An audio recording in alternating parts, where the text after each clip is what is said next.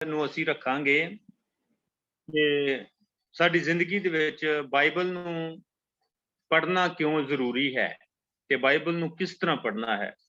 ਪਹਿਲਾ ਟੌਪਿਕ ਹੈ ਕਿ ਬਾਈਬਲ ਨੂੰ ਅਸੀਂ ਕਿਉਂ ਪੜ੍ਹਨਾ ਹੈ ਤੇ ਬਾਈਬਲ ਨੂੰ ਕਿਸ ਤਰ੍ਹਾਂ ਪੜ੍ਹਨਾ ਹੈ। ਅਸੀਂ ਛੋਟਾ ਜਿਹਾ ਹੀ ਮੈਂ ਇਹਨਾਂ ਵਚਨਾਂ ਦੁਆਰਾ ਇਸ ਨੂੰ ਸਮਝਾਉਣ ਦੀ ਕੋਸ਼ਿਸ਼ ਕਰਾਂਗਾ। ਸੋ ਬਹੁਤ ਵਾਰੀ ਤੁਸੀਂ ਇਹ ਕਲਾਮ ਸੁਣਿਆ ਹੋਏਗਾ, ਪਰ ਕੀ ਹੈ ਕਿ ਇੱਕ ਰਿਮਾਈਂਡ ਕਰਨ ਵਾਸਤੇ, ਇੱਕ ਖੁਦਾ ਦੇ ਵਚਨ ਨੂੰ ਤਾਜ਼ਾ ਕਰਨ ਵਾਸਤੇ ਅਸੀਂ ਗੱਲ ਅੱਜ ਕਰਦੇ ਹਾਂ ਕਿ ਜਿੰਨੇ ਹੀ ਪਰਮੇਸ਼ਰ ਦੇ ਲੋਕ ਜੁੜੇ ਹੋਏ ਨੇ, ਸੋ ਅੱਜ ਇਸ ਵਚਨ ਨੂੰ ਸੁਣ ਕੇ ਆਸ਼ੀਸ਼ ਪਾਉਣਗੇ। ਮੈਂ ਜ਼ਿਆਦਾ ਲੰਬਾ ਨਹੀਂ ਵਚਨ ਨੂੰ ਲੈ ਕੇ ਜਾਵਾਂਗਾ। ਔਰ ਜਦੋਂ ਅਸੀਂ ਬਾਈਬਲ ਨੂੰ ਕਿਉਂ ਪੜ੍ਹਦੇ ਹਾਂ, ਇਹਦੇ ਸਾਨੂੰ ਫਾਇਦੇ ਕੀ ਨੇ, ਉੱਥੇ ਅਸੀਂ ਦੇਖਦੇ ਹਾਂ ਕਿ ਜਦੋਂ ਅਸੀਂ ਦੂਸਰਾ ਤਮੋਥੀਅਸ 3:16 ਨੂੰ ਅਸੀਂ ਪੜ੍ਹਦੇ ਹਾਂ ਤੇ ਉੱਥੇ ਖੁਦਾ ਦਾ ਵਚਨ ਸਾਨੂੰ ਕੀ ਦੱਸਦਾ ਹੈ। ਕਹਿੰਦਾ ਸਾਰੀ ਲਿਖਤ ਪਰਮੇਸ਼ਰ ਦੇ ਆਤਮਾ ਤੋਂ ਹੈ। ਸਾਰੀ ਲਿਖਤ ਜਿਹੜੀ ਹੈ ਉਹ ਪਰਮੇਸ਼ਰ ਦੇ ਆਤਮਾ ਤੋਂ ਹੈ। ਇਸ ਕਰਕੇ ਮੇਰੇ ਅਜ਼ੀਜ਼ੋ, ਇਹ ਬਾਈਬਲ ਨੂੰ ਪੜ੍ਹਨਾ ਸਾਡੀਆਂ ਜ਼ਿੰਦਗੀਆਂ ਦੇ ਵਿੱਚ ਬੜਾ ਜ਼ਰੂਰੀ ਹੈ, ਕਿਉਂਕਿ ਇਹ ਲਿਖਤ ਕਿਹਦੇ ਵੱਲੋਂ ਲਿਖੀ ਗਈ ਹੈ? ਪ੍ਰਭੂ ਯਿਸੂ ਮਸੀਹ ਦੇ ਵੱਲੋਂ। ਪਰਮੇਸ਼ਰ ਦਾ ਜ਼ਿੰਦਾ ਕਲਾਮ, ਪਰਮੇਸ਼ਰ ਦੇ ਆਤਮਾ ਦੁਆਰਾ ਕੀ ਹੈ ਕਿ ਇਹ ਬਾਈਬਲ, ਇਹ ਵਚਨ ਲਿਖਿਆ ਗਿਆ ਹੈ। ਇਸ ਕਰਕੇ ਸਾਨੂੰ ਬਾਈਬਲ ਪੜ੍ਹਨੀ ਚਾਹੀਦੀ ਹੈ। ਟੌਪਿਕ ਕੀ ਹੈ ਕਿ ਬਾਈਬਲ ਨੂੰ ਕਿਉਂ ਪੜ੍ਹਨਾ ਚਾਹੀਦਾ ਹੈ। ਵਚਨ ਖੁਦਾ ਦਾ ਦੱਸਦਾ ਹੈ ਕਿ ਸੱਚਾਈ ਨੂੰ ਜਾਣੋਗੇ, ਸੱਚਾਈ ਤੁਹਾਨੂੰ ਆਜ਼ਾਦ ਕਰੇਗੀ। ਸਾਡੇ ਵਾਸਤੇ ਸੱਚਾਈ ਕੀ ਹੈ? ਸਾਡੇ ਵਾਸਤੇ ਸੱਚਾਈ ਇਹ ਵਚਨ ਹੈ ਖੁਦਾ ਦਾ। ਸਾਡੇ ਵਾਸਤੇ ਇਹ ਪੜ੍ਹਾਂਗੇ ਕਿ ਆਜ਼ਾਦ ਕਰੇਗਾ। ਇਹ ਗੁਲਾਮੀ ਤੋਂ ਆਜ਼ਾਦ ਕਰਨ ਵਾਲਾ ਹੈ। ਸੋ ਇਹ ਕੀ ਹੈ ਕਿ ਗਰੀਬੀ ਤੋਂ, ਬਿਮਾਰੀਆਂ ਤੋਂ, ਸ਼ਰਾਬਾਂ ਤੋਂ ਕੀ ਹੈ ਕਿ ਇਹ ਆਜ਼ਾਦ ਕਰਨ ਵਾਲਾ ਵਚਨ ਹੈ। ਇਸ ਕਰਕੇ ਮੇਰੇ ਅਜ਼ੀਜ਼ੋ, ਪਰਮੇਸ਼ਰ ਦਾ ਕਲਾਮ ਦੂਸਰਾ ਤਮੋਥੀਅਸ 3:16 ਪੜ੍ਹ ਰਹੇ ਹਾਂ। ਕਹਿੰਦਾ ਕਲਾਮ ਤੋਂ ਹੈ, ਪਰਮੇਸ਼ਰ ਦੇ ਆਤਮਾ ਤੋਂ ਹੈ ਸਾਰੀ ਲਿਖਤ, ਅਤੇ ਇਹਦੇ ਵਿੱਚ ਸਾਨੂੰ 4 ਚੀਜ਼ਾਂ ਸਿੱਖਣ ਨੂੰ ਮਿਲਦੀਆਂ।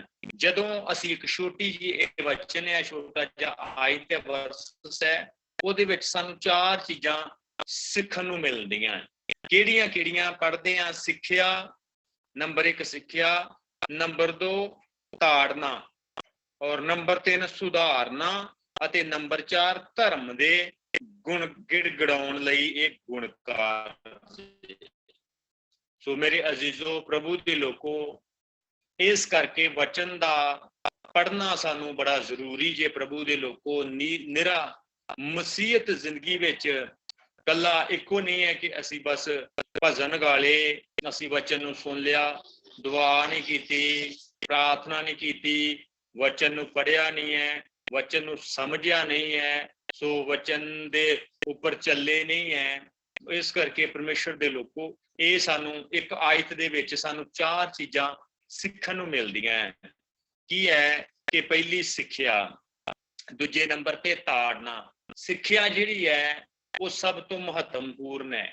ਸਿੱਖਿਆ ਜਿਹੜੀ ਹੈ ਉਹਨੂੰ ਕੀ ਹੈ ਕਿ ਉਹਨੂੰ ਸਿੱਖਿਆ ਨੂੰ ਅਸੀਂ ਨਮਨ ਕੀ ਹੈ ਕਿ ਜ਼ੀਰੋ ਹੋ ਕੇ ਸਿੱਖਿਆ ਨੂੰ ਲੈਂਦੇ ਹਾਂ। ਹਰੇਕ ਚੀਜ਼ ਨੂੰ, ਜਦੋਂ ਅਸੀਂ ਗਾਇਕੀ ਸਿੱਖਦੇ ਹਾਂ, ਜਦੋਂ ਅਸੀਂ ਮਿਊਜ਼ਿਕ ਸਿੱਖਦੇ ਹਾਂ, ਜਦੋਂ ਅਸੀਂ ਕੋਈ ਕੰਮ ਸਿੱਖਦੇ ਹਾਂ, ਜਦੋਂ ਅਸੀਂ ਕੋਈ ਵੀ ਕੰਮ ਸਿੱਖਦੇ ਹਾਂ, ਤੇ ਸਭ ਤੋਂ ਪਹਿਲਾਂ ਸਾਨੂੰ ਨੀਵੇਂ ਹੋ ਕੇ ਉਹਨੂੰ ਲੈਣਾ ਪਏਗਾ, ਨੀਵੇਂ ਹੋ ਕੇ ਸਿੱਖਣਾ ਪਏਗਾ। ਪ੍ਰਭੂ ਦੇ ਲੋਕੋ, ਜਦੋਂ ਅਸੀਂ ਝੁਕਾਂਗੇ ਤੇ ਉਦੋਂ ਕੀ ਹੈ ਕਿ ਉਦੋਂ ਸਾਨੂੰ ਕੀ ਹੈ ਕਿ ਉਹ ਸਿੱਖਿਆ ਪ੍ਰਾਪਤ ਹੋ ਸਕਦੀ ਹੈ।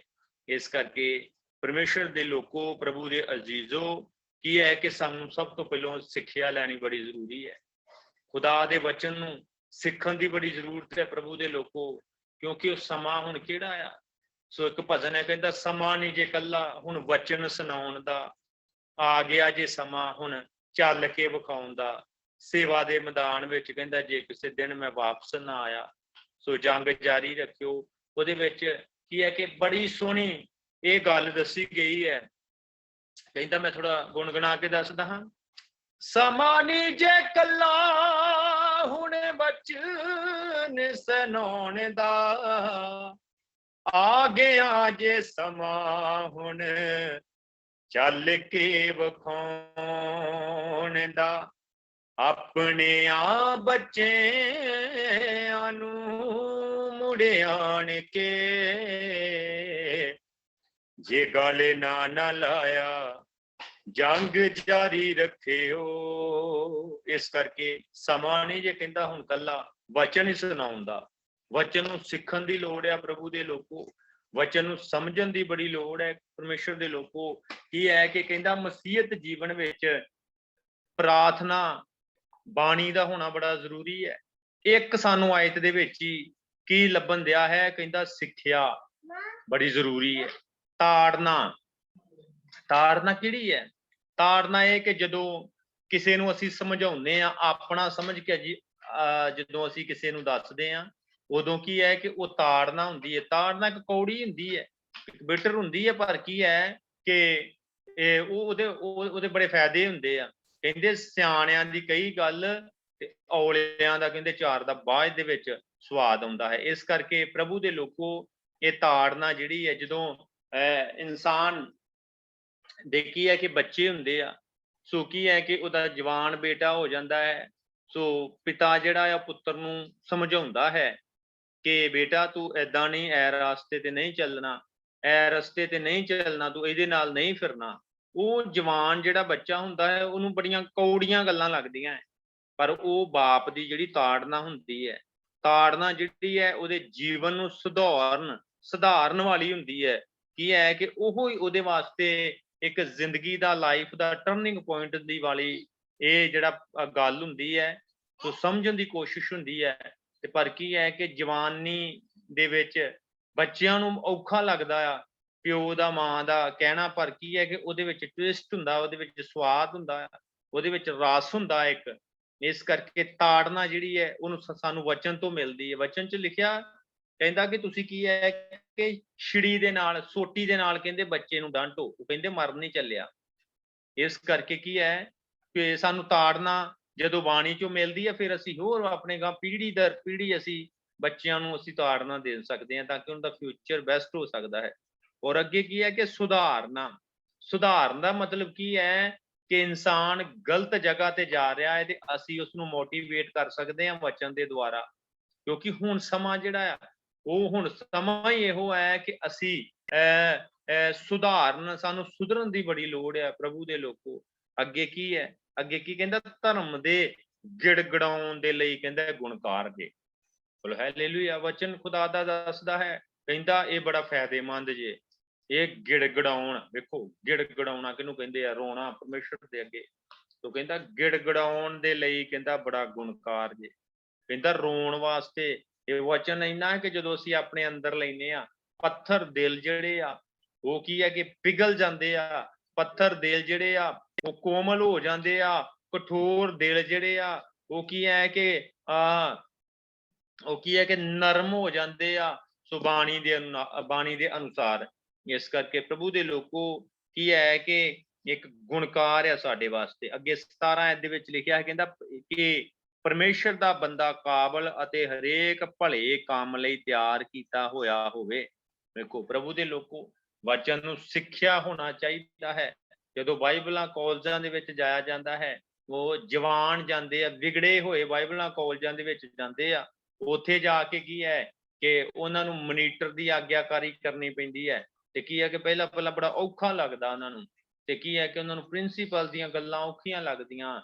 ਉਹ ਮਨੀਟਰ ਸੋ ਕੀ ਹੈ ਕਿ ਜਿਹੜੇ ਨਾਲ ਕਲਾਸਮੇਟ ਹੁੰਦੇ ਆ ਉਹਨਾਂ ਨਾਲ ਬੜਾ ਔਖਾ ਉਹਨਾਂ ਨੂੰ ਟਾਈਮ ਸਪੈਂਡ ਕਰਨਾ ਕੀ ਹੈ ਕਿ ਲੱਗਦਾ। ਪਰ ਕੀ ਹੈ ਕਿ ਉਹ ਜਿਹੜਾ 1 ਸਾਲ ਉਹ 2 ਸਾਲ ਜਿਹੜੇ ਹੁੰਦੇ ਆ ਉਹ ਇਨਸਾਨ ਦੀ ਜ਼ਿੰਦਗੀ ਦੇ ਟਰਨਿੰਗ ਪੁਆਇੰਟ ਹੋ ਜਾਂਦੇ ਆ। ਕੀ ਹੈ ਕਿ ਉਹੀ ਹੀ ਉਸ ਗੁਜ਼ਾਰੇ ਹੋਏ ਦਿਨ ਗੁਜ਼ਾਰੇ ਹੋਏ ਪਲ ਕੀ ਹੈ ਕਿ ਉਹਦੀ ਜ਼ਿੰਦਗੀ ਨੂੰ ਬਦਲ ਦਿੰਦੇ ਆ, ਉਹਦੀ ਲਾਈਫ ਨੂੰ ਬਦਲ ਦਿੰਦੇ ਆ ਪਰਮੇਸ਼ਰ ਦੇ ਲੋਕੋ। ਇਸ ਕਰਕੇ ਸਾਨੂੰ ਬਾਈਬਲ ਪੜ੍ਹਨੀ ਬੜੀ ਜ਼ਰੂਰੀ ਹੈ ਕਿਉਂਕਿ ਪਰਮੇਸ਼ਰ ਦਾ ਕਲਾਮ ਜਿਹੜਾ ਆ ਉਹ ਕੀ ਹੈ ਕਿ ਮਸੀਹਤ ਜੀਵਨ ਅਨੁਭਾਵਿਕ ਵਿਸ਼ਵਾਸ ਦਿਵਾਉਂਦਾ ਹੈ। ਜਦੋਂ ਅਸੀਂ ਪਰਮੇਸ਼ਰ ਦੇ ਕਲਾਮ ਨੂੰ ਪੜ੍ਹਦੇ ਹਾਂ ਉਦੋਂ ਕੀ ਹੈ ਕਿ ਸਾਨੂੰ ਵਿਸ਼ਵਾਸ ਸਾਡਾ ਜ਼ਿੰਦਾ ਹੁੰਦਾ ਜੇ ਪ੍ਰਭੂ ਦੇ ਲੋਕੋ। ਅੱਗੇ ਕੀ ਹੈ ਕਹਿੰਦਾ ਇਹ ਪਵਿੱਤਰ ਬਾਈਬਲ ਜਿਹੜੀ ਹੈ ਇਹ ਕਿੰਨੀਆਂ ਕਿਤਾਬਾਂ ਦੀ ਮਿਸ਼ਰਣ ਹੈ। ਸੋ ਸਾਨੂੰ ਇਹਦੀ ਜਾਣਕਾਰੀ ਹੋਣੀ ਬੜੀ ਜ਼ਰੂਰੀ ਹੈ। 66 ਕਿਤਾਬਾਂ ਜਿਹੜੀਆਂ ਆ ਉਹਦੇ ਦੁਆਰਾ ਇਹ ਲਿਖੀ ਗਈ ਆ। ਹਰ ਇੱਕ ਕਿਤਾਬ ਜਿਹੜੀ ਹੈ ਉਹਨੂੰ ਸਾਨੂੰ ਬੜੀ ਗਹਿਰਾਈ ਦੇ ਨਾਲ ਪੜ੍ਹਨਾ ਚਾਹੀਦਾ ਤੇ ਸਮਝਣ ਦੀ ਲੋੜ ਹੈ ਮੇਰੇ ਅਜ਼ੀਜ਼ੋ। ਸੋ ਅੱਗੇ ਕੀ ਹੈ ਕਿ ਵਚਨ ਦੇ ਵਿੱਚ ਲਿਖਿਆ ਹੈ ਕਹਿੰਦਾ ਇੱਕ 66 ਪੁਸਤਕਾਂ ਜਿਹੜੀਆਂ ਉਹਦਾ ਇੱਕ ਮਿਸ਼ਰਣ ਕੀਤਾ ਗਿਆ ਹੈ। ਇਹਦੇ ਵਿੱਚ ਜ਼ਿੰਦਗੀ ਹੈ ਪ੍ਰਭੂ ਦੇ ਲੋਕੋ। ਸੋ ਪੁਰਾਣਾ ਨੇਮ ਜਿਹੜਾ ਹੈ, ਸੋ ਪੁਰਾਣਾ ਨੇਮ ਜਿਹੜਾ ਇੱਕ ਕੀ ਹੈ ਕਿ ਪੁਰਾਣਾ ਨੇਮ ਸਾਨੂੰ ਕੀ ਸਿਖਾਉਂਦਾ ਹੈ ਜਦੋਂ ਅਸੀਂ ਬਾਈਬਲ ਨੂੰ ਪੜ੍ਹਨਾ ਸ਼ੁਰੂ ਕਰ ਦਿੰਦੇ ਹਾਂ। ਪੁਰਾਣੇ ਨੇਮ ਤੋਂ ਜਦੋਂ ਅਸੀਂ ਸ਼ੁਰੂਆਤ ਕਰਦੇ ਹਾਂ ਧਰਤੀ ਦੀ ਕ੍ਰੀਏਸ਼ਨ ਜਿਹੜੀ ਹੈ, ਸੋ ਹਰੇਕ ਚੀਜ਼ ਜਿਹੜੀ ਹੈ ਸੋ ਸਾਨੂੰ ਕੀ ਹੈ ਕਿ ਪਤਾ ਲੱਗਦਾ ਆ ਕਿ ਅਸੀਂ ਹਰੇਕ ਚੀਜ਼ ਨੂੰ ਕਲਾਮ ਪੜ੍ਹ ਕੇ ਜੋ ਪੁਰਾਣਾ ਨੇਮ ਜਿਹੜਾ ਹੈ ਜਦੋਂ ਅਸੀਂ ਇਸ ਨੂੰ ਪੜ੍ਹਦੇ ਹਾਂ ਤਾਂ ਉਦੋਂ ਕੀ ਹੈ ਕਿ ਸਾਨੂੰ ਪਤਾ ਲੱਗਦਾ ਹੈ ਕਿ ਪ੍ਰਭੂ ਨੇ ਕਿੱਦਾਂ ਧਰਤੀ ਦੀ ਰਚਨਾ ਕੀਤੀ ਹੈ, ਕਿੱਦਾਂ ਪਰਮੇਸ਼ਰ ਨੇ ਉਹ ਇਹ ਜਾਨਵਰ ਪਸ਼ੂ ਪੰਛੀ ਬਣਾਏ ਨੇ। ਏਦਾਂ ਸਾਨੂੰ ਪਤਾ ਲੱਗਦਾ ਹੈ। ਤੇ ਪੁਰਾਣੇ ਨੇਮ ਦੇ ਵਿੱਚ ਜਿਹੜੀਆਂ ਭਵਿੱਖਬਾਣੀਆਂ ਹੋਈਆਂ ਉਹਨਾਂ ਦੇ ਬਾਰੇ ਸਾਨੂੰ ਪਤਾ ਲੱਗਦਾ ਹੈ। ਰਾਜੇ ਜਿਹੜੇ ਆ ਪਰਮੇਸ਼ਰ ਨੇ ਕੀ ਹੈ ਕਿ ਕਿੱਥੋਂ ਚੁੱਕ ਕੇ ਤੇ ਖੁਦਾ ਨੇ ਰਾਜੇ ਬਣਾ ਦਿੱਤੇ ਆ। ਪੁਰਾਣਾ ਨੇਮ ਤੋਂ ਸਾਨੂੰ ਪਤਾ ਲੱਗਦਾ ਹੈ ਕਿ ਕੀ ਹੈ ਕਿ ਕਿਹੜੇ ਯੁੱਧ ਹੋਏ ਨੇ, ਕਿਹੜੇ ਯੁੱਧ ਦੇ ਵਿੱਚ ਪਰਮੇਸ਼ਰ ਨੇ ਉਹ ਆਪਣੇ ਲੋਕਾਂ ਨੂੰ ਕੀ ਹੈ ਕਿ ਪਰਮੇਸ਼ਰ ਆਪਣੇ ਲੋਕਾਂ ਨੂੰ ਜਿੱਤ ਦਿਵਾਉਂਦੇ ਸੀ।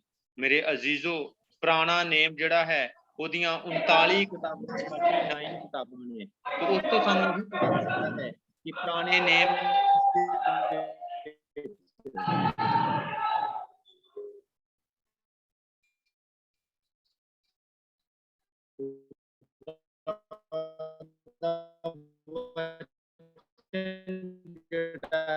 सो प्लीज म्यूट कर लीजिए, काफी बात आ रही है पास्टर अनूप जॉन।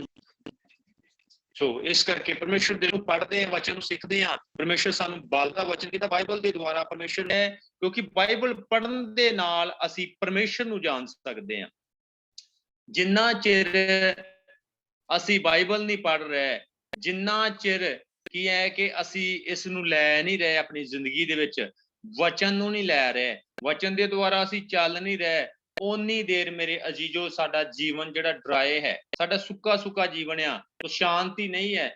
वचन च हरेक चीज लिखी गई है। प्रभु यीशु मसीह शांति का राजकुमार है, प्रभु यीशु मसीह जिंदगी है, प्रभु यीशु मसीह जीवन की रोटी है। सो पत्नी बारे लिखा गया है कि पत्नी का सिर कौन है? पति है। तो पति का सिर कौन है? प्रभु यीशु मसीह है। सो पति बारे भी परमेश्वर का कलाम दे विच लिखा है कि पति एक ही पत्नी का पति होना चाहिए है। सो प्रभु दे लोको हरेक इंसान दे लई जवान वास्ते जवाना वास्ते वचन है, सो बुजुर्गां वास्ते वचन है, प्रभु दे लोको वचन है, मेरे अजीजों वास्ते वचन है। सो दुश्मन वास्ते वचन है कि सानू किद्दां अपने दुश्मन दे लई दुआ करनी चाहिदी है। सो किद्दां साडा मन जिहड़ा है, साडा दिल किद्दां मर्सीफुल होना चाहिदा है, दया वाला होना चाहिए मेरे अजीजो। सो की है कि इस करके सानू बाइबल की जानकारी होनी चाहिए है, सानू वचन की जानकारी होवे। असी किसी दे नाल जदों गल करिए असी भ्रिष्ट ना होइए दुनियादारी दीयां गल्लां करके, बल्कि प्रभु दे कलाम दे विचों असी गलबात करिए, क्योंकि सानू परमेश्वर दे कलाम दा परमेश्वर दे कलाम दा बाणी दा की है कि नॉलेज होनी चाहिए है कि इहदे विच किन्ने अखर आ, बाइबल दे विच किन्ने इहदे विच शब्द लिखे गए ने। सो असी मैं छोटियां छोटियां गल्लां भी जीके नॉल जनरल वास्ते भी तुहानूं नॉलेज वास्ते भी दसांगा। इहदे विच 35,56,480 अखर ने जिहड़े बाइबल दे विच मौजूद ने। उस तो बाद असी की देखदे हां कि बाइबल दे विच किन्ने क्वेश्चन ने, किन्ने प्रश्न आ जिहड़े की है कि एक क्वेश्चन मार्क जिहड़ा प्रश्न मार्क जिहड़ा दिता जाता जदों असी किसी नाल सवाल करते हैं। तो जदों असी सवाल करते हैं उदों की है उन्होंने किन्नी वारी प्रश्न शब्द जिहड़ा है वो क्वेश्चन शब्द जिहड़ा है 3294 जिहड़े आ वो क्वेश्चन आ बाइबल दे विच। प्रभु दे लोको। सो की है सानू छोटियां छोटियां गल्लां कॉमन चीज़ां जिहड़ियां दा ध्यान रखना चाहिए है। अगर असी बाइबल नूं पढ़दे हां फिर सानू जरूर नॉलेज होएगी कि बाइबल दे विच सब तो छोटी आयत किहड़ी है। ये सानू सिੱਖਣ ਦੀ लोड़ है। बाइबल दे विच सब तो वड्डी आयत किहड़ी है। सो ये भी सानू बड़ा सिੱਖਣ ਦੀ लोड़ है मेरे अजीजो। सो असी संडे स्कूल च पढ़दे हुंदे सी ते जदों सानू वड्डी कोई आयत ना याद होनी असी जल्दी जल्दी की है कि यूहन्ना 11:35 सुना देनी। ਉਹਦੇ ਵਿੱਚ ਕੀ ਹੈ ਯਸੂ ਰੋਇਆ। ਸੋ ਉਹਦੇ ਵਿੱਚ ਦੋ ਹੀ ਸ਼ਬਦ ਆ ਉਹ ਜਲਦੀ ਜਲਦੀ ਅਸੀਂ ਸੁਣਾ ਦੇਣੀ। ਪਰ ਜਦੋਂ ਅਸੀਂ ਜਵਾਨ ਹੁੰਦੇ ਗਏ ਜਦੋਂ ਵੱਡੇ ਹੁੰਦੇ ਗਏ ਤੇ ਫਿਰ ਕੀ ਹੈ ਕਿ ਸਾਨੂੰ ਬਾਈਬਲ ਦਾ ਪਤਾ ਲੱਗਾ ਕਿ ਅਸਤਰ 8 ਦੀ 9 ਜਿਹੜੀ ਆਇਤ ਆ ਇਹ ਸਭ ਬਾਈਬਲ ਦੇ ਵਿੱਚੋਂ ਸਭ ਤੋਂ ਵੱਡੀ ਆਇਤ ਕਿਹੜੀ ਹੈ ਅਸਤਰ 8 ਦੀ 9। तो सब तो छोटी आयत किहड़ी है यूहन्ना 11:35। प्रभु दे लोको जदों असी बाइबल नूं पढ़दे हां फिर इन्हां चीज़ां दी सानू समझ लगदी है। अगे भी असी होर भी गल्लां सिखांगे क्योंकि बाइबल दे विच सब तो वड्डा जबूर किहड़ा है सब तो जबूर दा चैप्टर किहड़ा है। तो ये भी सानू पता लगदा है जदों असी बाइबल नूं पढ़दे हां पुराने नेम दे विच। सो सब तो वड्डा जबूर जिहड़ा है चैप्टर किहड़ा है 119 ਜ਼ਬੂਰ। ਉਹਦੇ ਵਿੱਚ ਕੀ ਹੈ ਕਿ 176 ਆਇਤਾਂ ਨੇ। ਸੋ ਇਹ ਸਾਨੂੰ ਨੌਲੇਜ ਹੋਣੀ ਚਾਹੀਦੀ ਪ੍ਰਭੂ ਦੇ ਲੋਕੋ। ਸਭ ਤੋਂ ਛੋਟਾ ਜ਼ਬੂਰ ਕਿਹੜਾ ਹੈ 117 ਜਿਹੜਾ ਹੈ 117 ਜ਼ਬੂਰ ਸਭ ਤੋਂ ਛੋਟਾ ਹੈ। ਕੀ ਹੈ ਕਿ ਇਹਦੇ ਕਿੰਨੇ ਲਿਖਾਰੀ ਹੋਏ ਨੇ ਕਿਉਂਕਿ ਜਦੋਂ ਅਸੀਂ ਬਾਹਰ ਨਿਕਲਦੇ ਹਾਂ ਜਦੋਂ ਅਸੀਂ ਬਾਹਰ ਨਿਕਲਦੇ ਹਾਂ ਸਾਨੂੰ ਪਤਾ ਹੋਣਾ ਚਾਹੀਦਾ ਹੈ ਸਾਨੂੰ ਬਾਈਬਲ ਦੀ ਨੌਲੇਜ ਹੋਣੀ ਚਾਹੀਦੀ ਹੈ ਕਿ ਅਸੀਂ ਕਿਸੇ ਨੂੰ ਦੱਸ ਸਕੀਏ। ਜਦੋਂ ਕਈ ਵਾਰੀ ਮਿਨਿਸਟਰੀਆਂ ਜਿਹੜੀਆਂ ਨੇ ਉਹ ਪ੍ਰਭੂ ਦੇ ਲੋਕ ਜਿਹੜੇ ਆ ਸੋ ਸਾਡੇ ਤੋਂ ਸਿਆਣੇ ਆ ਚਲੋ ਜਿੱਦਾਂ ਉਹਨਾਂ ਨੂੰ ਖੁਦਾ ਦਾ ਆਤਮਾ ਗਾਈਡ ਕਰਦਾ ਉਹ ਕੀ ਕਰਦੇ ਆ ਕਿ ਆਪਣੇ ਲੋਕਾਂ ਨੂੰ ਚਰਚ ਦੇ ਵਿੱਚ ਭਾਵੇਂ 1-2 ਦਿਨ ਹੀ ਵਿਸ਼ਵਾਸੀ ਆਏ ਹੁਣ ਉਹ ਭੇਜ ਦਿੰਦੇ ਉਹਨਾਂ ਨੂੰ ਫੀਲਡ ਤੇ ਭੇਜ ਦਿੰਦੇ ਆ ਤੇ ਕੀ ਕਰਨ ਵਾਸਤੇ ਕਿ ਜਾਓ ਲੋਕਾਂ ਦੇ ਵਿੱਚ ਵਚਨ ਵੰਡੋ। ਤੇ ਕੀ ਹੈ ਕਿ ਉਹਨਾਂ ਨੂੰ ਪਤਾ ਹੀ ਨਹੀਂ ਲੱਗਦਾ ਕਿ ਬਾਈਬਲ ਕਦੋਂ ਲਿਖੀ ਗਈ ਬਾਈਬਲ ਕਿਹੜੀ ਸਦੀ 'ਚ ਲਿਖੀ ਗਈ ਬਾਈਬਲ ਨੂੰ ਕਿੰਨੇ ਲਿਖਿਆ ਪ੍ਰਭੂ ਯਿਸੂ ਮਸੀਹ ਦਾ ਜਨਮ ਕਦੋਂ ਹੋਇਆ। ਸੋ ਕੀ ਹੈ ਕਿ ਇਹਨਾਂ ਚੀਜ਼ਾਂ ਦਾ ਪਤਾ ਨਹੀਂ ਉੱਥੇ ਫਿਰ ਉਹਨਾਂ ਨੂੰ ਕੀ ਹੈ ਕਿ ਸ਼ਰਮ ਮਹਿਸੂਸ ਹੁੰਦੀ ਹੈ। ਸੋ ਕੀ ਗੱਲ ਨਹੀਂ ਆਉਂਦੀ ਕਿਉਂਕਿ ਵਿਰੋਧੀ ਕੌਣ ਹੈ ਪਾਪ ਕਹਿੰਦਾ ਬੂਹੇ ਤੇ ਖੜਾ ਹੈ। ਇਸ ਕਰਕੇ ਪਰਮੇਸ਼ਰ ਦੇ ਲੋਕੋ ਸਾਨੂੰ ਕੀ ਹੈ ਕਿ ਬਾਈਬਲ ਦੀ ਨੌਲੇਜ ਹੋਣੀ ਬੜੀ ਜ਼ਰੂਰੀ ਹੈ। ਸੋ ਇਹਦੇ 40 ਲਿਖਾਰੀ ਨੇ ਇਸ ਬਾਈਬਲ ਨੂੰ ਲਿਖਣ ਵਾਲੇ 40 ਲਿਖਾਰੀ ਹੈ। ਉਸ ਤੋਂ ਬਾਅਦ ਅਸੀਂ ਕੀ ਦੇਖਦੇ ਹਾਂ ਕਿ ਇਸ ਨੂੰ 1600 ਸਾਲ ਤੋਂ ਵੀ ਵੱਧ ਟਾਈਮ ਜਿਹੜਾ ਬਾਈਬਲ ਨੂੰ ਲਿਖਣ ਦੇ ਵਿੱਚ ਲੱਗਾ ਹੈ। ਮੈਂ ਕਿਉਂ ਦੱਸ ਰਿਹਾ ਮੈਂ ਕੋਈ ਵੱਡਾ ਨੌਲੇਜ ਮੈਂ ਕੋਈ ਥਿਓਲੋਜੀ ਨਹੀਂ ਪੜ੍ਹ ਲਈ ਇਹਦੀ। ਸੋ ਕੀ ਹੈ ਕਿ ਸਿਰਫ ਮੈਂ ਤੁਹਾਡਾ ਤੁਸੀਂ ਭਰਾ ਜੇ ਮੇਰੇ ਸੋ ਮੇਰੀਆਂ ਭੈਣਾਂ ਜੇ ਤੁਸੀਂ ਸੋ ਬੜੀਆਂ ਘੱਟ ਅੱਜ ਆਈਡੀਆਂ ਜੁੜੀਆਂ ਨੇ ਤਾਂ ਫਿਰ ਵੀ ਖੁਦਾ ਤੁਹਾਨੂੰ ਬਰਕਤ ਦੇਵੇ। ਤੋ ਕੀ ਹੈ ਕਿ ਅਸੀਂ ਇੱਕ ਨੌਲੇਜ ਵਾਸਤੇ ਗੱਲਬਾਤ ਕਰ ਰਹੇ ਹਾਂ ਕਿ ਸਾਨੂੰ ਬਾਈਬਲ ਪੜ੍ਹਨੀ ਬੜੀ ਜ਼ਰੂਰੀ ਹੈ ਪ੍ਰਭੂ ਦੇ ਲੋਕੋ। ਸੋ ਕੀ ਹੈ ਕਿ ਇਹ ਕਿੰਨੀਆਂ ਬੋਲੀਆਂ ਜਿਹੜੀਆਂ ਇਹਦੇ ਵਿੱਚ ਪ੍ਰਕਾਸ਼ਿਤ ਹੋਈਆਂ ਬਾਈਬਲ ਅੱਜ ਤੋਂ ਘੱਟੋ ਘੱਟ 2300 ਤੋਂ ਵੀ ਵੱਧ ਬੋਲੀਆਂ ਜਿਹੜੀਆਂ ਪ੍ਰਕਾਸ਼ਿਤ ਹੋਈਆਂ ਨੇ ਇਸ ਬਾਈਬਲ ਦੇ ਵਿੱਚ। ਸੋ ਪ੍ਰਭੂ ਦੇ ਲੋਕੋ ਅੱਗੇ ਕੀ ਹੈ ਕਿ ਸਾਨੂੰ ਜਦੋਂ ਅਸੀਂ ਇਹਨਾਂ ਚੀਜ਼ਾਂ ਨੂੰ ਨੌਲੇਜ ਹਾਸਲ ਕਰਦੇ ਹਾਂ ਫਿਰ ਸਾਨੂੰ ਪਤਾ ਲੱਗਦਾ ਹੈ ਕਿ ਜਿੱਦਾਂ ਅਕੋਰਡਿੰਗ ਟੂ ਸੋ ਮੇਰਾ ਜਿਹੜਾ ਟੌਪਿਕ ਸੀ ਕਿ ਬਾਈਬਲ ਨੂੰ ਕਿਉਂ ਤੇ ਕਿੱਦਾਂ ਪੜ੍ਹਨਾ ਚਾਹੀਦਾ ਹੈ। ਸੋ ਇਸ ਕਰਕੇ ਪ੍ਰਭੂ ਦੇ ਲੋਕੋ ਇਹ ਜਿਹੜੀ ਆਇਤ ਹੈ ਤੇ ਦੂਸਰਾ ਤਮੋਥੀਅਸ 3:16 ਸਾਨੂੰ ਇਹੀ ਦੱਸਦੀ ਹੈ ਕਹਿੰਦਾ ਇਹਦੇ ਵਿੱਚ ਸਾਨੂੰ ਸਿੱਖਿਆ ਸਾਨੂੰ ਤਾੜਨਾ ਸਾਨੂੰ ਸੁਧਾਰਨਾ ਤੇ ਸਾਨੂੰ ਗਿੜਗੜਾਉਣ ਦੇ ਲਈ ਕਹਿੰਦਾ ਗੁਨਾਹਗਾਰ ਹੈ ਪ੍ਰਭੂ ਦੇ ਲੋਕੋ। ਇਸ ਕਰਕੇ ਵਚਨ ਨੂੰ ਪੜ੍ਹਨਾ ਬੜਾ ਜ਼ਰੂਰੀ ਹੈ। ਸੋ ਅੱਗੇ ਅਸੀਂ ਚੱਲਾਂਗੇ ਕਹਿੰਦਾ ਜਦੋਂ ਅਸੀਂ ਬਾਈਬਲ ਨੂੰ ਪੜ੍ਹਦੇ ਹਾਂ ਤੇ ਅਸੀਂ ਆਪਣੇ ਆਪ ਨੂੰ ਵੀ ਜਾਣਦੇ ਹਾਂ ਕਿ ਅਸੀਂ ਕਿੱਦਾਂ ਦੇ ਹਾਂ। ਜਦੋਂ ਅਸੀਂ ਬਾਈਬਲ ਦੇ ਵਿੱਚ ਪੜ੍ਹਦੇ ਹਾਂ ਕਿ ਕੋਈ ਵੀ ਆਇਤ ਲੈ ਲਈਏ ਸੋ ਐਗਜ਼ਾਮਪਲ ਕੋਈ ਵੀ ਲੈ ਲਈਏ ਕਿ ਜਿੱਦਾਂ ਜ਼ਬੂਰ ਨੰਬਰ ਤੇ ਜ਼ਬੂਰ 1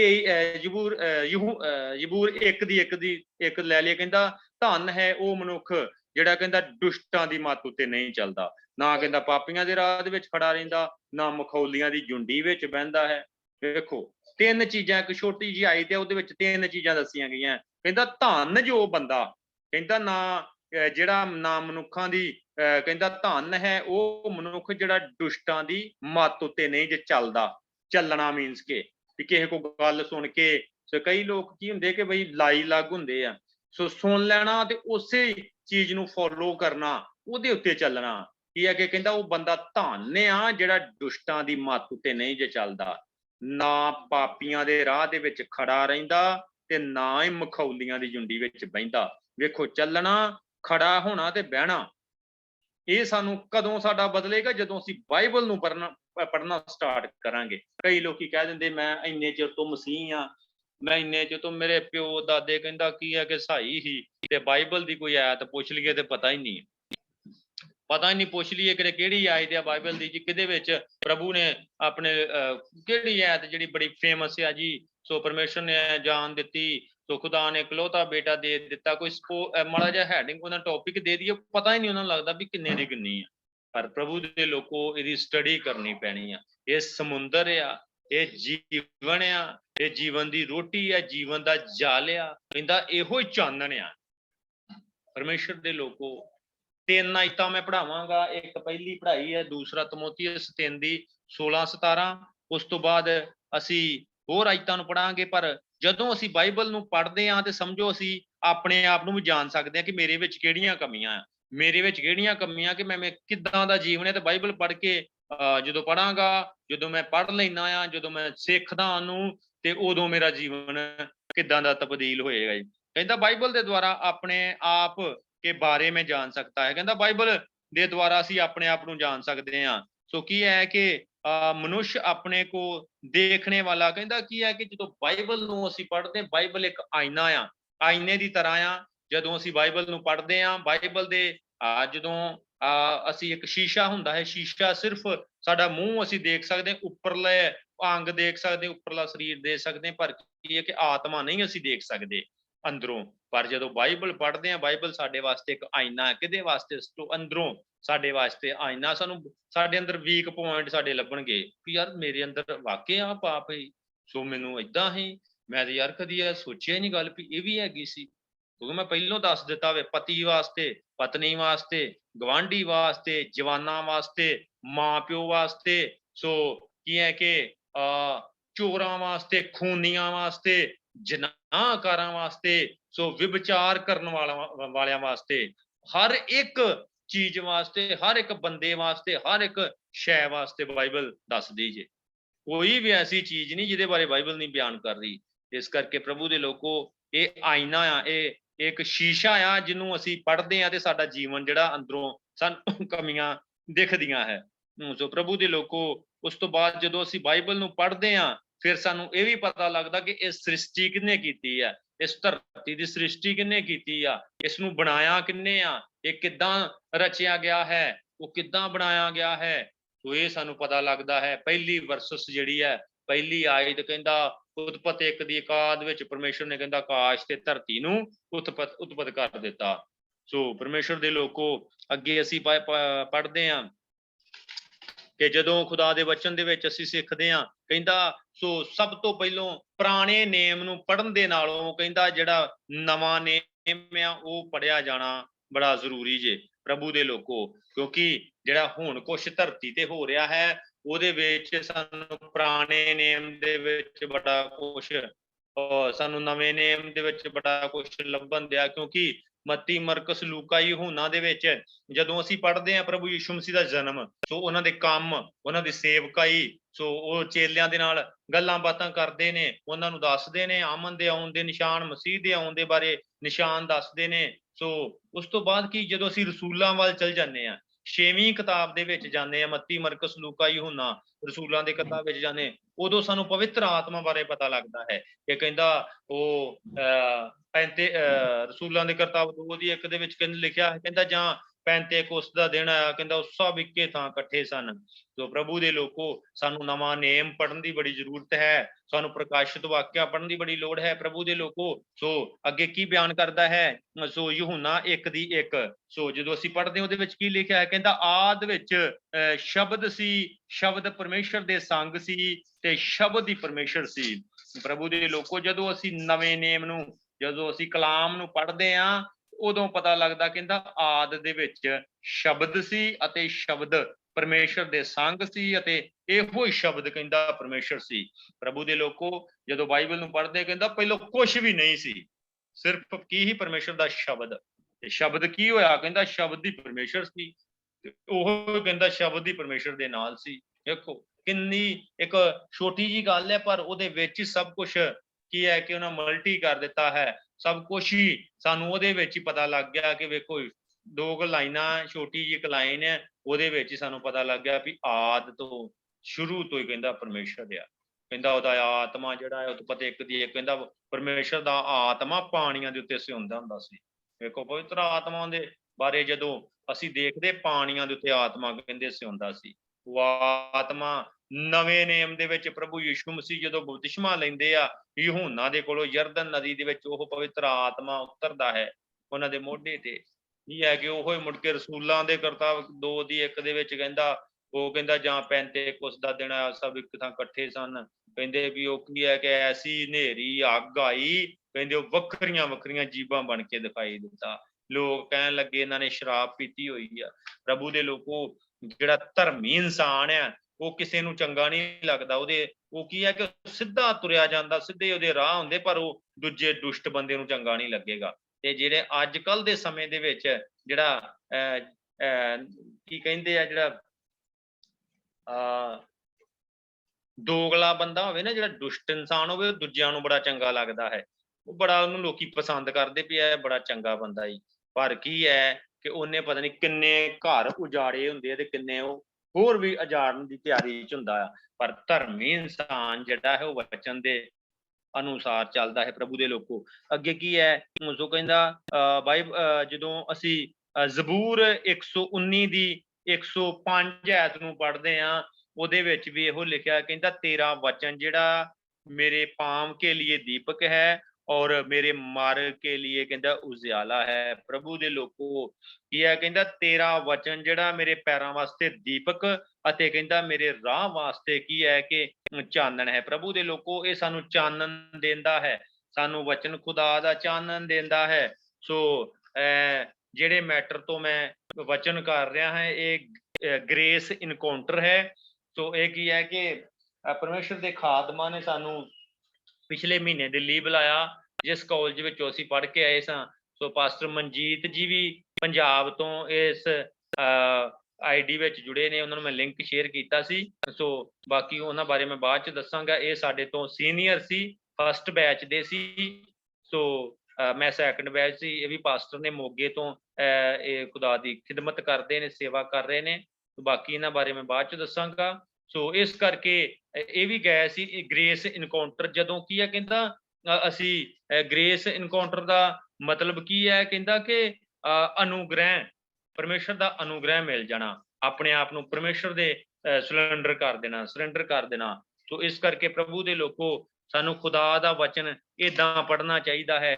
ਕਿਉਂ ਪੜ੍ਹਨਾ ਚਾਹੀਦਾ? ਕਹਿੰਦੇ ਸਾਡੇ ਰਾਹ ਵਾਸਤੇ, ਸਾਡੇ ਪੈਰਾਂ ਵਾਸਤੇ ਦੀਪਕ ਆ, ਸਾਡੇ ਕਹਿੰਦਾ ਰਸਤੇ ਵਾਸਤੇ ਚਾਨਣ ਆ। ਪ੍ਰਭੂ ਦੇ ਲੋਕੋ ਇਹ ਮੈਂ ਦੱਸ ਦਿੱਤਾ ਹੈ ਕਿ ਕਿਉਂ ਬਾਈਬਲ ਨੂੰ ਪੜ੍ਹਨਾ ਚਾਹੀਦਾ ਹੈ। ਸਭ ਕੁਝ ਮੈਂ ਦੱਸ ਦਿੱਤਾ ਵੀ ਇਸ ਕਰਕੇ ਪੜ੍ਹਨਾ ਚਾਹੀਦਾ ਜੇ। ਅੱਗੇ ਇੱਕ ਲਾਸਟ 1-2 ਗੱਲਾਂ ਮੈਂ ਬੋਲ ਕੇ ਇਸ ਨੂੰ ਖਤਮ ਕਰਾਂਗਾ, ਕਿਉਂਕਿ ਅੱਗੇ ਮੈਂ ਤੁਹਾਨੂੰ ਦੱਸਿਆ ਸੀ ਕਿ ਟੌਪਿਕ ਇੱਕ ਹੋਏਗਾ ਬਾਈਬਲ ਨੂੰ ਕਿਉਂ ਪੜ੍ਹਨਾ ਚਾਹੀਦਾ ਤੇ ਕਿੱਦਾਂ ਪੜ੍ਹਨਾ ਚਾਹੀਦਾ ਹੈ। ਪੜ੍ਹਨਾ ਕਿੱਦਾਂ ਚਾਹੀਦਾ ਪ੍ਰਭੂ ਦੇ ਲੋਕੋ, ਜਦੋਂ ਅਸੀਂ ਬਾਈਬਲ ਨੂੰ ਲੈਂਦੇ ਹਾਂ, ਜਦੋਂ ਅਸੀਂ ਬਾਈਬਲ ਨੂੰ ਪੜ੍ਹਦੇ ਹਾਂ, ਕਈ ਵਾਰੀ ਸਾਡੇ ਘਰ ਕਿਤੇ ਮਹੀਨੇ ਬਾਅਦ ਬੰਦਗੀ ਹੋ ਜੇ, ਅਸੀਂ ਉਦਣ ਬਾਈਬਲ ਨੂੰ ਖੋਲਦੇ ਹਾਂ। ਪਰ ਕਈ ਵਾਰੀ ਕੀ ਹੁੰਦਾ ਹੈ ਕਿ ਜਦੋਂ ਅਸੀਂ ਕਿਤੇ ਚਰਚ ਚਲ ਜਾਈਏ ਤੇ ਉਦੋਂ ਅਸੀਂ ਜਾ ਕੇ ਬਾਈਬਲ ਖੋਲਦੇ ਹਾਂ, ਘਰ ਅਸੀਂ ਕਦੀ ਬਾਈਬਲ ਨਹੀਂ ਪੜ੍ਹਦੇ। ਪਰ ਨਹੀਂ ਪ੍ਰਭੂ ਦੇ ਲੋਕੋ, ਇਹਨੂੰ ਇੱਕ ਹਿੱਸਾ ਬਣਾ ਲਓ, ਇਹਨੂੰ ਜ਼ਿੰਦਗੀ ਦਾ ਹਿੱਸਾ ਬਣਾ ਲਓ। 12 ਘੰਟਿਆਂ ਵਿੱਚ ਇਹਨੂੰ ਟਾਈਮ ਦਿਓ। ਸੋ 12 ਘੰਟਿਆਂ ਵਿੱਚ ਇਹਨੂੰ ਕੀ ਹੈ ਕਿ ਥੋੜਾ ਸਮਾਂ ਇਹਦੇ ਨਾਲ ਬਿਤਾਓ ਕਿ ਚਾਹੀਦੀ ਹੈ। ਅਸੀਂ ਆਪਣੇ ਹੱਥਾਂ ਨੂੰ ਧੋ ਕੇ ਸੱਟ ਕੇ ਅਸੀਂ ਇਸ ਨੂੰ ਪੜ੍ਹੀਏ, ਇਹਨੂੰ ਸਮਝਣ ਦੀ ਕੋਸ਼ਿਸ਼ ਕਰੀਏ। ਇੱਕ ਇੱਕ ਅੱਖਰ ਜਿਹੜਾ ਹੈ ਇਹਨੂੰ ਵਿਸ਼ਵਾਸ ਦੇ ਨਾਲ ਪੜ੍ਹੀਏ। ਇੱਕ ਇੱਕ ਅੱਖਰ ਜਿਹੜਾ ਹੈ ਉਹਨੂੰ ਕੀ ਹੈ ਕਿ ਅਸੀਂ ਸਮਝਣ ਦੀ ਕੋਸ਼ਿਸ਼ ਕਰੀਏ ਤਾਂ ਕਿ ਸਾਡੀ ਜ਼ਿੰਦਗੀ ਬਦਲ ਸਕੇ। ਪਰਮੇਸ਼ਰ ਦੇ ਲੋਕੋ ਅਸੀਂ ਇਸ ਨੂੰ ਇੱਕ ਸਧਾਰਨ ਕਿਤਾਬ ਪੜ੍ਹ ਕੇ ਕਿਤਾਬ ਵਾਂਗੂ ਨਾ ਪੜ੍ਹੀਏ, कि मान लो ਅਸੀਂ जल्दी जल्दी पढ़ लिया ਇਹਦੇ ਵਿੱਚ ਆਪਾਂ ਫਾਈਨਲ ਵੇਖਣ ਦੇ ਵੀ ਬਾਅਦ ਚ ਕੀ ਹੁੰਦਾ ਹੈ ਕਹਾਣੀ ਵਾਂਗੂ ਨਾ ਪੜ੍ਹੀਏ प्रभु दे लोको एक एक शब्द नूं पढ़िए मेरे अजीजो खुदा जदों असीं इस वचन नूं पढ़ांगे कहंदा वचन दा खुलना यीशु जी मैनूं चानन दिंदा है ते चानन कौन है प्रभु यीशु मसीह है इस करके प्रभु दे लोको टाइम जिहड़ा हो गया अद्धा घंटा लिया सी प्रभु तुहानूं बड़ी सारी बरकत देवे सो इस वचन दे द्वारा बड़ी सारी बरकत देवे सो बाकी दा टाइम जिहड़ा है सो ब्रदर रवि दे कोल है प्रभु तुहानूं बड़ी सारी बरकत देवे आमीन आमीन आमीन सो साडे नाल साडी सिस्टर किरण जी ने सो मैं उन्होंने कहूंगा कि वचन वास्ते प्रार्थना करें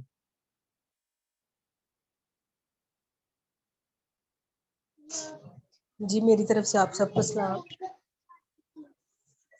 आइए हम सब अपनी आंखों को बंद करेंगे और इस खूबसूरत पाक कलाम के लिए खुदावंद का शुक्र अदा करेंगे खुदा बाप खुदा बेटे खुदा रूल कुदस पाक खुदा हम तेरा शुक्र अदा करते हैं तेरे खूबसूरत पाक कलाम के लिए तेरे खादमों के लिए मेरे जिंदा खुदा हम तेरा शुक्र अदा करते हैं जिनके जरिए तूने हम तक ये पाक कलाम पहुंचाया मेरे जिंदा खुदा बाप मैं इस पाक कलाम की खुदा ये पाक कलाम हमारी जिंदगी में 60 नहीं 70 नहीं बल्कि 100 गुना फल लाए मेरे जिंदा खुदा आज का कलाम हमारी जिंदगी में बाइस से बरकत ठहरा हम इस बात के लिए तेरा शुक्र अदा करते हैं मेरे जिंदा खुदा तू इसी तरह अपने खादमों को मेरे जिंदा खुदा दुनिया के कोने कोने तक कसरत के साथ इस्तेमाल करना मेरे जिंदा खुदा और तेरा जलाल तेरे बेटों से एक पल भी जुदा ना होने पाए मेरे जिंदा खुदा हम तेरा शुक्र अदा करते हैं इस घड़ी इस मौका के लिए जो तूने हमें मुहैया किया मेरे जिंदा खुदा दी हुई तमाम नेमतों के लिए मेरे जिंदा खुदा तेरे पाक कलाम में लिखा है कि तू मुझ में मसरूर है और मैं तेरे दिल की मुरादों को पूरा करूंगा मेरे जिंदा खुदा हम तुझ में मसरूर रहते हैं और तेरा शुक्र अदा करते हैं कि तू हमारे दिल की मुरादों को पूरा करता है तू हमारे मांगने से पहले हमें मुहैया करने की कुदरत रखता है मेरे जिंदा खुदा तेरा शुक्र हो तेरी तारीफ हो तेरी तमजीद हो अब आप मेरी छोटी सी दुआ को सुना और कबूल करना यीशु मसीह के नाम में आमीन